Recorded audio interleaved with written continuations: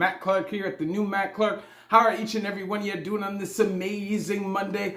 I'm doing great. My girl's doing great. My family's doing great. Hope each and every one of you are doing great despite everything that we've all been through. If you could please hit that like button, that subscribe button, and that bell notification button to get all my videos when they're new. If you could share with somebody on social media, help spread the message, help spread the word, that'd be amazing.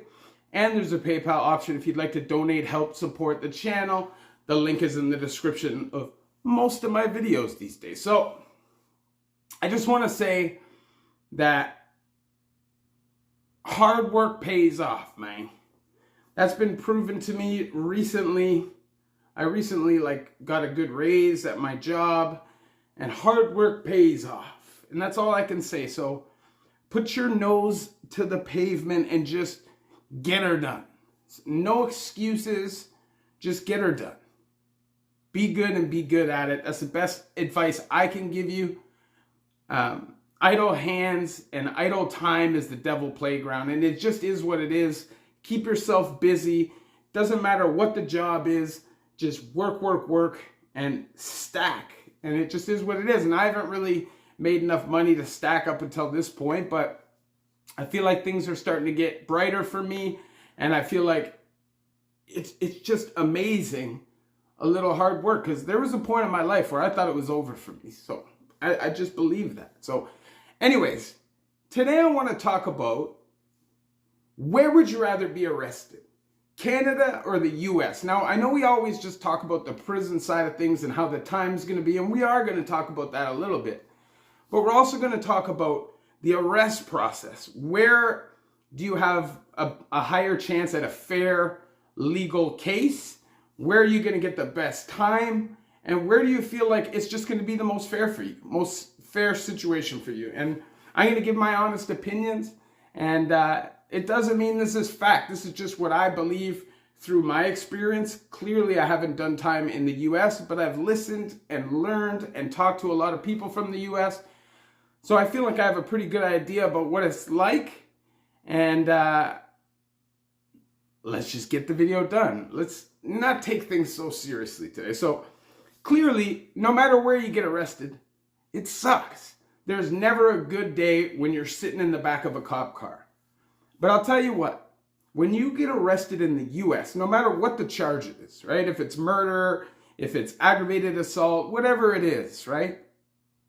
As soon as you request a lawyer, everything from that point on is inadmissible in court. Now, the legal advice I would give everybody is just, right? And the thing about it is, a lot of people don't understand. In Canada, when you request a lawyer, they have zero obligation to stop interrogating you, and they will try their best to break you down. They will try to wait you out and make you delirious and break you down. So when you go into that interrogation room, you have to go in there. No, this is over. Put me in the cells. Let me holler at my lawyer. I'm telling you, you do that a couple times, they won't even take you to the interrogation room. They'll take you right to the cells because they know it's a waste of time. Now, obviously, you don't want to get arrested, right? That's something you never want to do, but it does happen sometimes, right? So you have to know your rights and what to expect. So expect in Canada, they're literally going to try to drag you out and have zero legal obligation to stop the interrogation room, like the US does as soon as you request a lawyer. And I think that's a bonus. I think that is one for the states that is undeniable, right? It is innocent until proven guilty, which is unlike what happens here in Canada, which is guilty till proven innocent. It just is what it is. If you've been in the Canadian system, you know how difficult it is. And that's where I go to the next biggest difference, which is getting bail and having a real shot at fighting your charges. Now, if you've ever done time, if you've ever been in the system, you know your chances of beating charges is tenfold when you're on the street, when you can work and you can show that you're not a menace to society for an extended period of time. Because clearly, then it's not a pattern of behavior, and that's a mitigating factor when you go get sentenced, if you get convicted, and etc., etc. So you're in a much better position from bail. Well, in Canada, it's pretty damn difficult to get bail after your first or second offense. If you're somebody who has any recidivism rate and you don't have like the most solid surety, you're not getting out. And the reality is, we don't have bail bondsmen in Canada. So if you don't have somebody who has bank receipts showing that they've had a certain amount of money in their account for 90 days or longer to show that they are stable, if they don't have a deed to a house or something substantial to put down for you, there's no bail. That person has to have no criminal record and literally has to be what the system will see as a suitable surety for a bail. In the States, you have bail bondsmen, you get a certain amount of cash. As long as your bail is set, you can get out. As long as they can bring that 10% to the bail bondsman, you can get out. That's something that doesn't happen in Canada. We have the bail program. If you're a first or second time offender, you might be able to get the bail program, but it's slim to none. It really is. I've seen a handful of people in my life get the bail program, and the conditions are ridiculous. You're most likely going to have to live in a shelter or something. And it's just not really reality. Something you don't really see. So that's another win, I would say, for the States. Now, the amount of dead time you do in Canada, I don't know how similar it is to the US. I know in Canada, for instance, if you're on a murder charge, you're going to sit 3, 4, 5 years dead time for sure. And for things like break and enters or robberies, home invasions, you're probably going to wait 18 months or longer, and it can get backed up even longer than that. If you're on bail, it's going to be years that your lawyers are going to drag it out, try and get as much money as possible. They're going to do pre-trial, then they're going to do prelim, and then they're going to do pre-trial again, then you're going to do trial, then you're going to do sentencing, and between those dates, you're going to have a whole bunch of date settings. I don't know how that's like in the States. I don't know if it's comparable in the amount of time that you're going to sit and do dead time, but I know here specifically, when you sit and do dead time, you're shaking it rough, but it's not clearly as rough as some of the places you see in the States.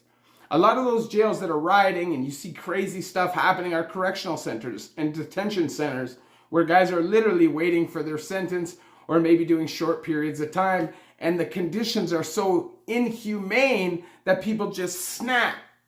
People lose their minds. Like when I hear stories on prison YouTubers and stuff from the States and they talk about being given rotten food and spoiled stuff and just these, I'm not going to lie, Canadian prison food is not good.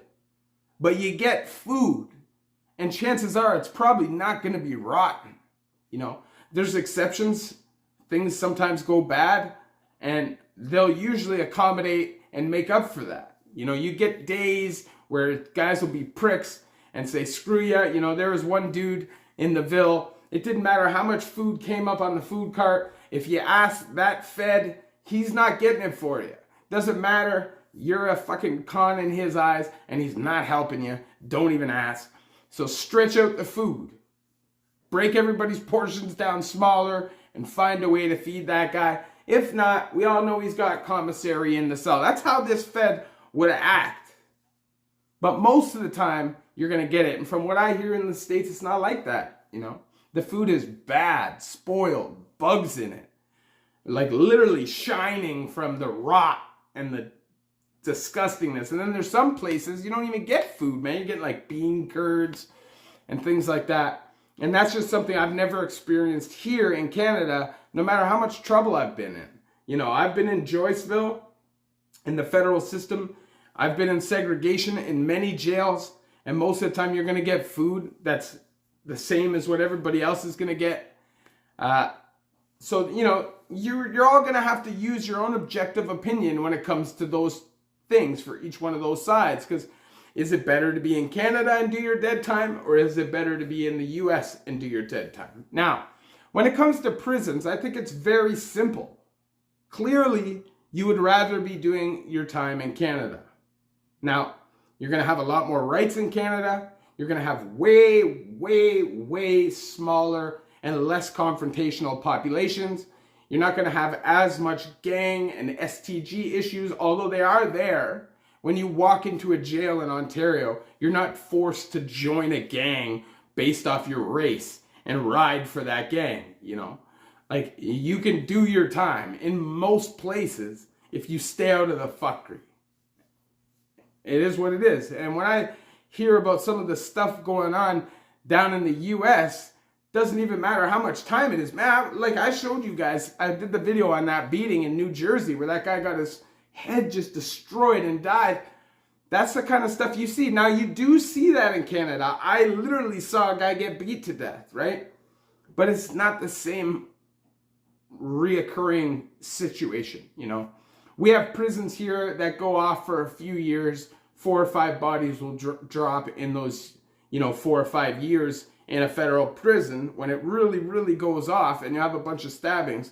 But when you hear about California and all the level 4s out there, the 180s, and you go all the way across Texas, South Carolina, Mississippi, Alabama, all those places, the jails are crazy, man.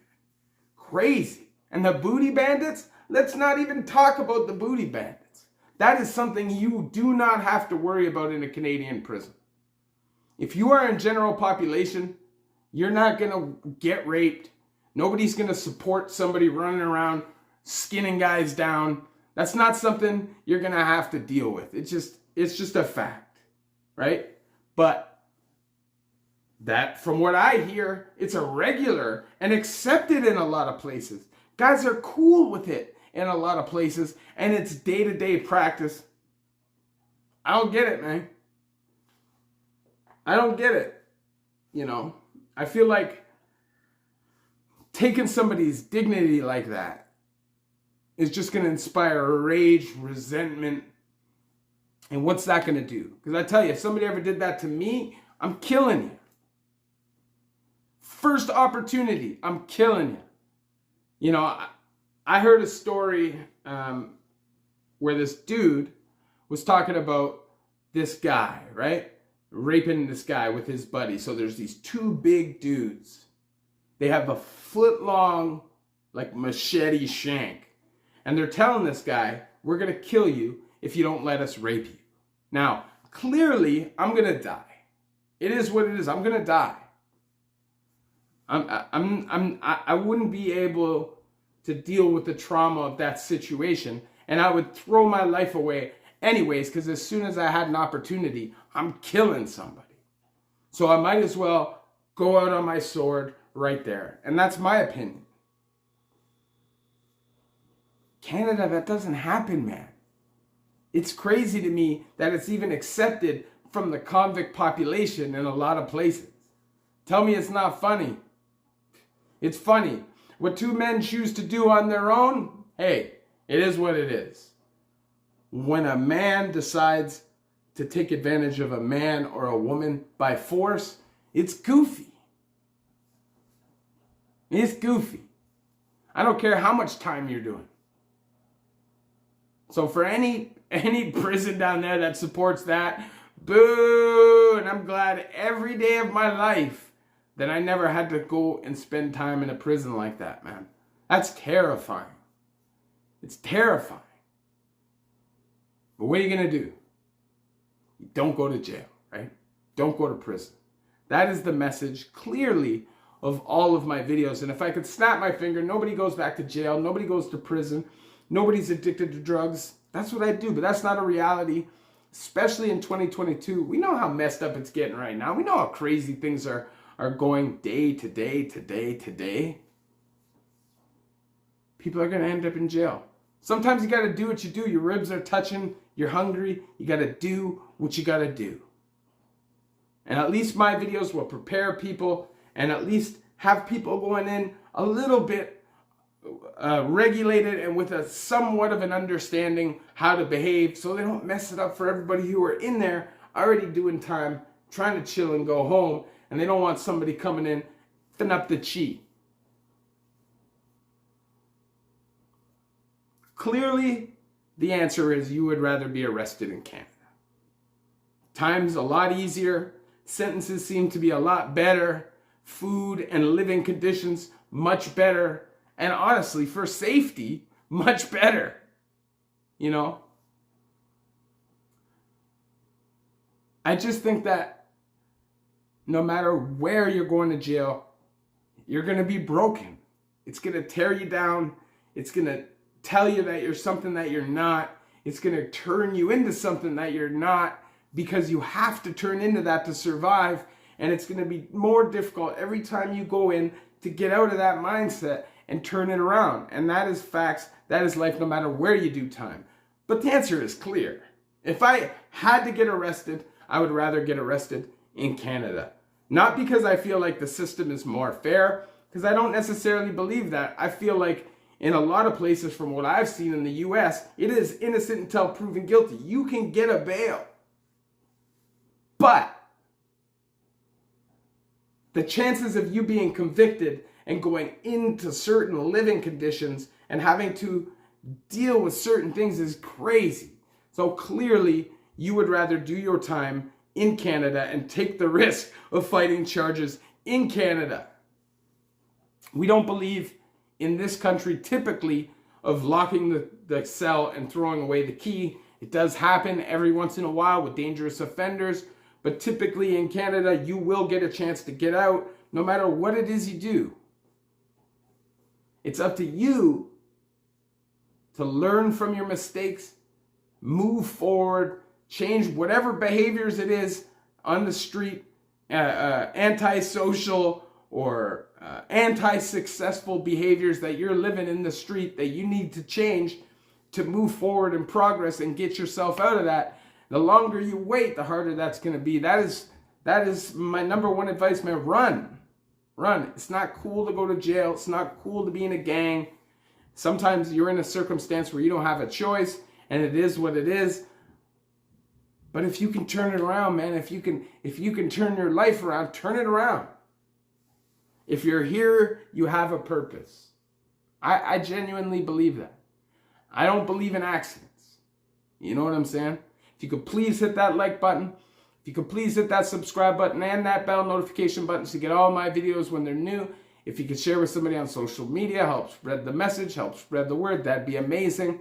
And there's a PayPal option if you'd like to donate, help support the channel. The link is in the description of most of my videos. Prison in the US sucks. Prison in Canada sucks. But I would much rather be arrested here than there. I feel like you've got a much better chance of turning your life around and getting out of the system. 2 million people plus prison population shows they have zero regard for rehabilitation, and it's punishment, punishment, punishment, punishment. And although I think the Canadian government does that as well, on a much lesser scale, I feel like here, once you're done a federal parole, you don't have any strings attached. You don't get probation with that. So when it's done, it's done. And a parole violation isn't a criminal charge. If you don't actually break the law for a violation, it is simply a violation. You go back for 2/3 of what you have left, and that's it. You get out, you do the rest of your time, and you keep it moving if you can just stay out of trouble. Love each and every one of you. The New Mac.